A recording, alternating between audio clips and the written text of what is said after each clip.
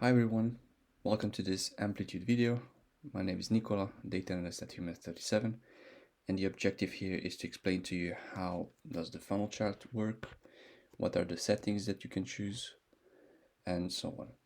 We are going from a general point of view up until some specificities. Let's get started by looking at this funnel chart. In this section, you can select as many events as you want. Here I'm on a demo account so that you can also have a look yourselves and play a bit with the data in the chart. The objective of the funnel chart is to identify the drop-off of users during their customer journey and also the conversion rate de facto.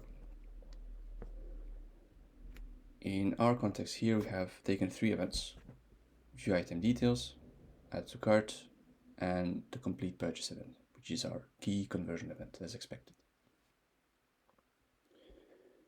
You'll see that you have almost 180,000 users that enter the funnel.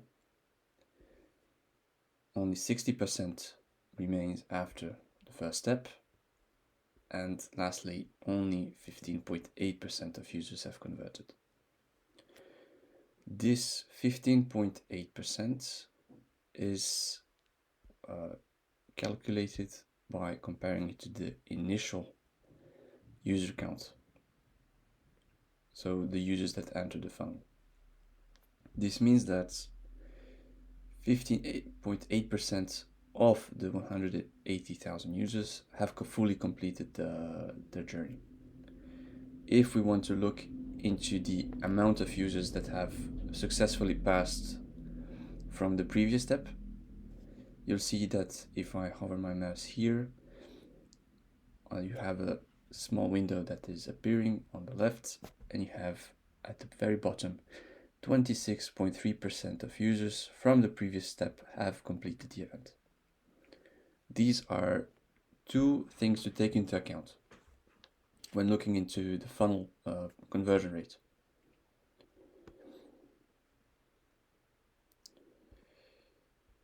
Then, also, if you want to see, you want to look at the conversion rate for per property, you can use the group by function. I'll take a basic one so that you have an idea. Here I've selected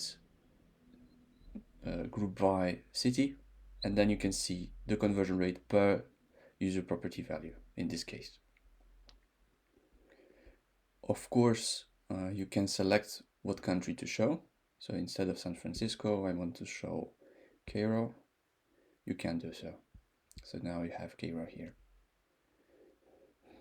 This way you can compare the conversion rates, and you can see that in Berlin you have a slightly higher conversion rate compared to Singapore or Cairo. You can also filter by a specific value. So instead of looking into every city, we can also only look into New York. And then you're looking only at users that come from New York. You can also look at property values, of course. Up, Michael Kors.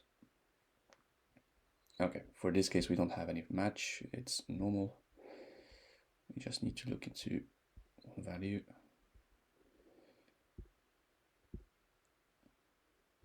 Yeah, so this happens because of the last 30 days window.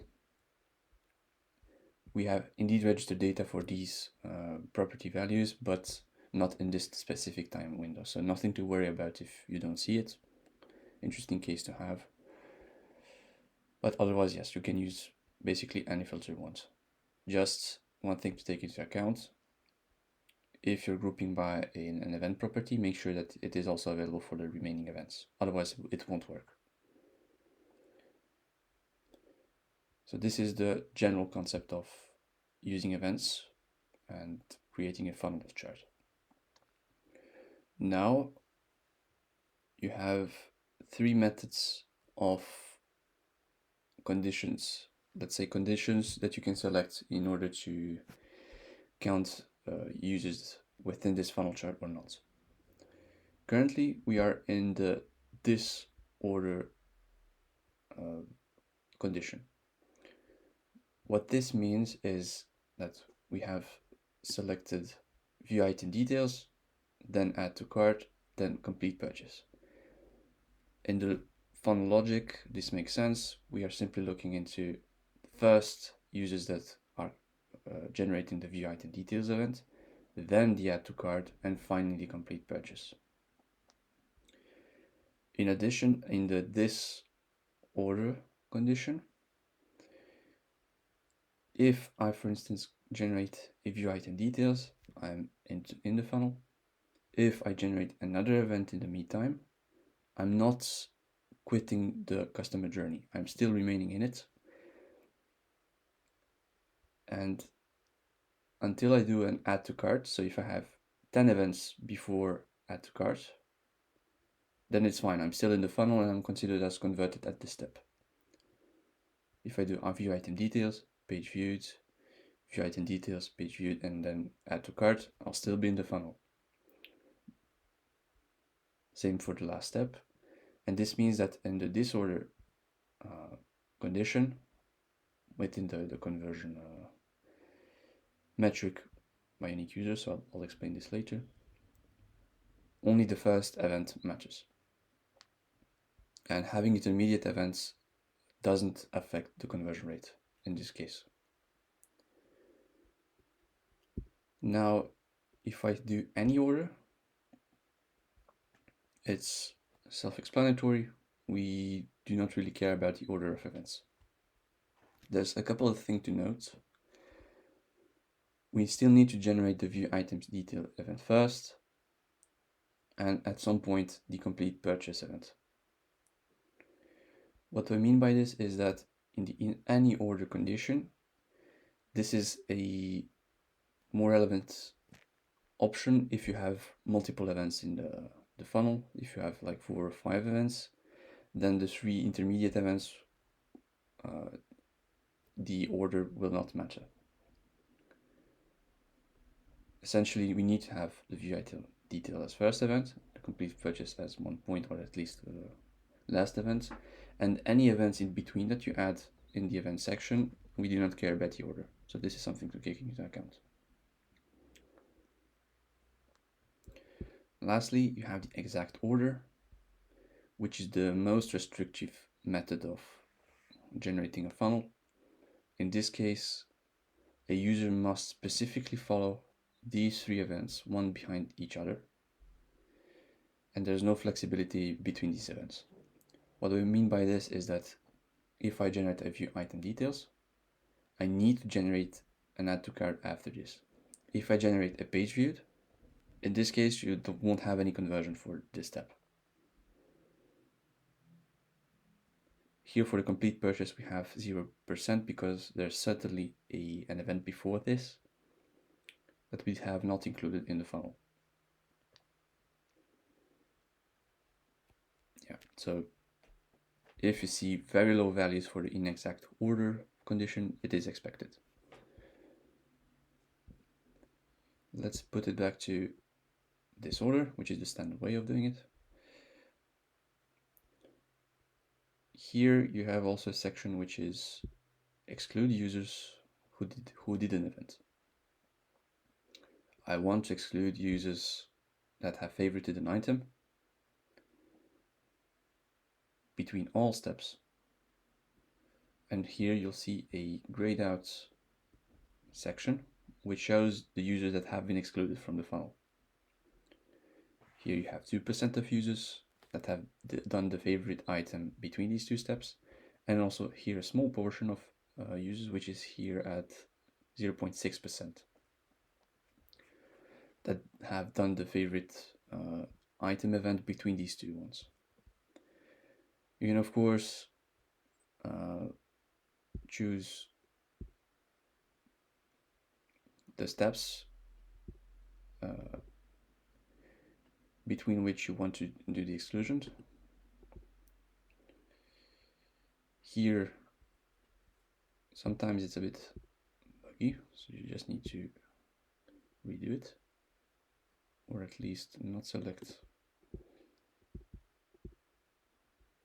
around. Here we are only excluding users that have done it between these two steps, and here you have a much lower value that has been excluded, which is the part of users that have converted by being on this step. So this is why you're supposed to have also a part of users that have been excluded here, as most probably they come from here. And into step between 2 and 3, this is for the people that have added an item to a cart and then added a favorite item event. In this case, they are also excluded. You can also filter out the events by selecting the country, the ID, the user or event properties that you want to exclude. Let's remove this. And now we are in the metrics section. And you have here 4 metrics relevant to various use cases. You're aware of the conversion one, which measures the conversion rate, the amount of users that follow through the different steps. We can address this following metric now, which is the counting by unique users. This is the most common metric and the most common way of looking into the conversion rate. We simply want to look at the amount of users that have finished their customer journey, and we want to count each one of them only once. The other way of doing it is by looking at total amount of events generated for each step. This has a completely different logic than when we look with users. What I mean by this is, if we count by totals, for one, you see that the conversion rate dropped quite hard, as the view item details is much more commonly generated than the 2 other events. That's the first point. And secondly, the conversion rate is computed differently. If you look at unique users, I have one user that completes the flow. It's 100% conversion rate. We do not care about how many times he has generated the event. Only the first event matters. If he does view item details again and again, but eventually goes through the remaining steps, he will be considered as converted. In the context of totals, this is not the case. If I generate the view item details event once, twice, 3 times, 5 times, then go through the add to cart event once, between these 2 steps, I'll only have 20% conversion rate, because not each event interaction has led to the add to cart event. This is also the case from this step to this step. So if I do 5 add to carts now, and only 1 complete purchase event, between these 2 steps, it'll be 20%.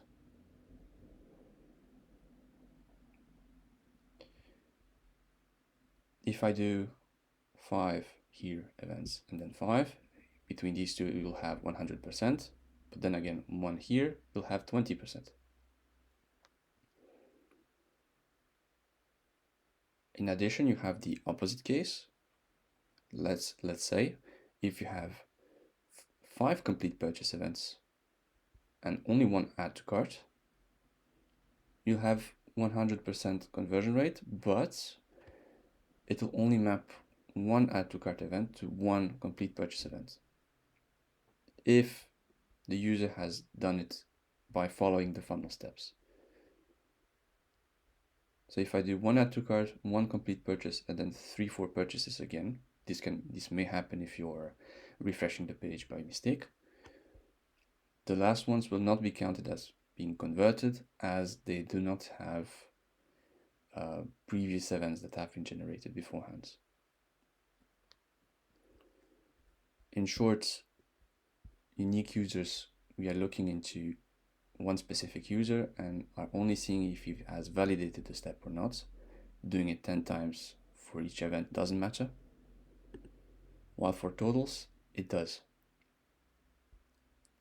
10 events and view the item details needs to have 10 events in add to cart to be considered as fully converted. Or at least mapping one event and counting it as converted per event if we have one add to cart to each event. Usually we recommend using unique users, which is the most relevant use case. Here, of course, let's move on to another minor setting. You can change the time window that users have to complete the event. Here, in standard, it's 1 day. Let's now look into the conversion rate over time. Here we are looking at the daily conversion rate, and it gives us an average, and we can select the steps, either the entire funnel or between a couple of steps. You'll notice that the conversion rate here is different. Why? Because the conversion metric is looking at an aggregate level, meaning that if we select 30 days, we are looking into the aggregated value for a 30 days window. In the over time, we are taking each individual value daily and then creating an average.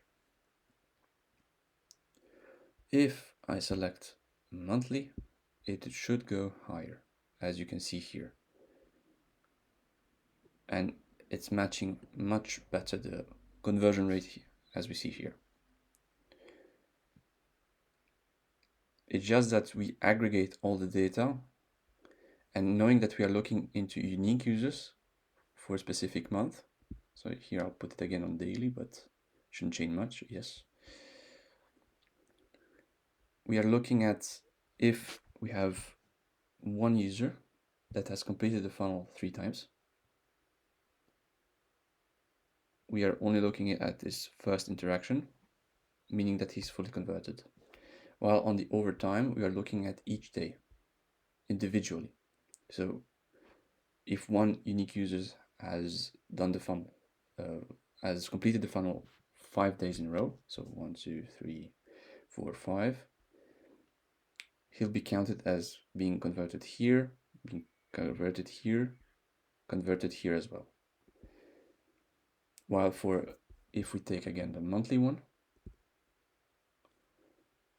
he most certainly has converted 1 day during the month, and he'll be counted.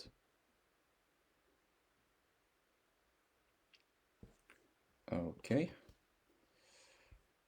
Yeah, so this is the difference. Let's move on to the median time to convert. Let's put it back to daily, it makes more sense. What this chart does is it gives us a distribution of users and the amount of time taken to complete these 3 events, or at least from view item details to complete purchase. It shows that the median time taken by users is 7.5 hours, which may seem a lot, and it makes sense because the time window that we are allowing the users to complete this is within 1 day. If we want to exclude users that take this much time, we can change this metric by selecting, for instance, 3 hours. This is the amount of time that we allow users to convert. And in our case here, it seems that it's a bit too low.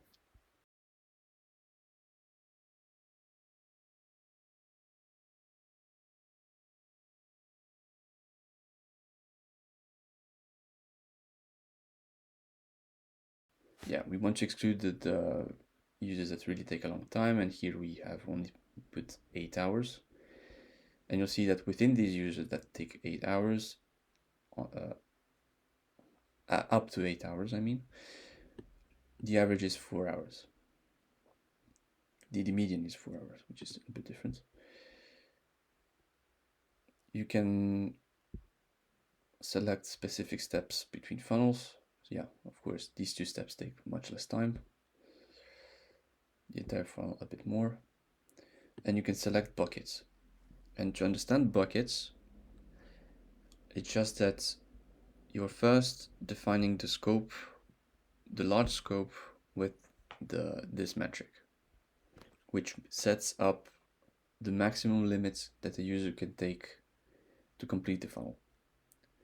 Then with the bucket range, you're taking a subset of these 8 hours. In this case, I don't find the people that convert under 1 hour relevant, so I'm already putting the bucket range from 1 to let's say 6 hours.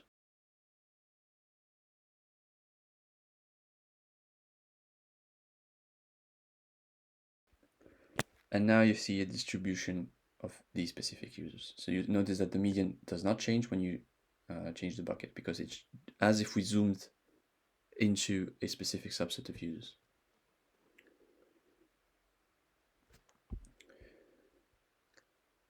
Another point is that you can hold a property constant. What this does is for each step of the funnel, we are expecting a specific property value to be the same across these 3 events. This is usually or can be used by selecting session ID, for instance, if we only want users that have completed the journey within 1 session. If I remove the bucket, and already you can see that the amount of time taken by users is mostly 3 hours, which is a bit less. And in this case, for the 3 events here, you have 1 single session ID. Normally, it should be a bit lower, as you normally have a timeout feature within sessions. For instance, if I'm browsing on a website and I see that I'm idling, I'm not doing anything for 30 minutes, then my session will be counted as being timed out. And if I reopen the page or refresh the page after a bit of time, a new session ID will appear. Meaning that if I've completed the 2 first steps in the funnel with the first session ID, and I've eventually managed to convert but with a different session ID, I will not be counted as being converted, as my session ID has changed.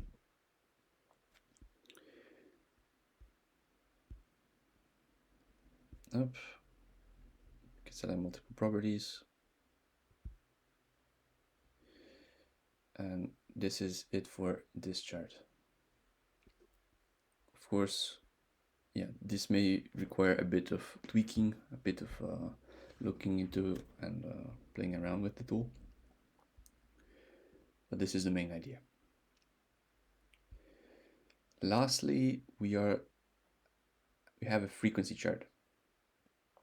If we put it back again to the standard 1 day,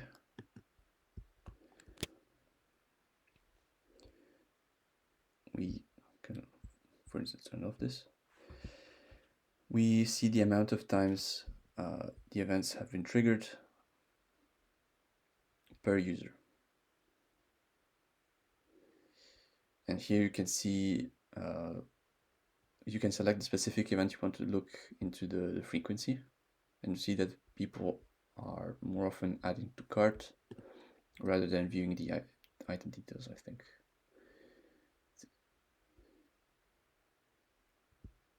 Here we have 64%, we have 68%. So no, we have more view item details in terms of frequency rather than add to cart. Again, this is a frequency per user. So this could be interesting to see how often are they triggering a specific event before going to the next step.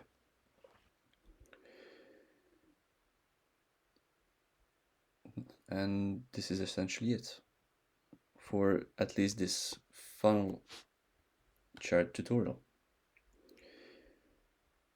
So yeah, I hope this video has clarified the main features of the funnel chart, and see you next time. Bye bye.